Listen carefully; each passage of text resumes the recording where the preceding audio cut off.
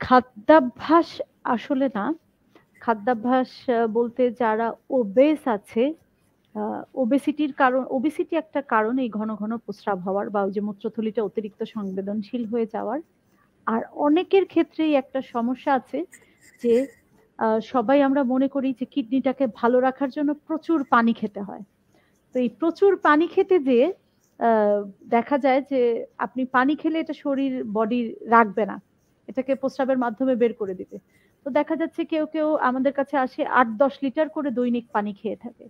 তো তাদের ক্ষেত্রে অ্যাডভাইস হচ্ছে সুস্থ থাকার জন্য দৈনিক ১.৫ থেকে ২ লিটার অথবা কারো ক্ষেত্রে যাদের বডি ওয়েট কম বা বাসায় থাকে তাদের ক্ষেত্রে ১ থেকে ১.৫ লিটার তরল খেলেই যথেষ্ট দৈনিক ২৪ ঘন্টায়।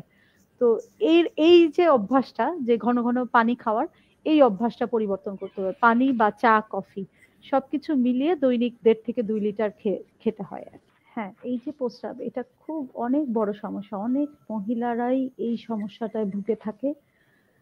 এটা একটা সার্জিক্যাল প্রবলেম।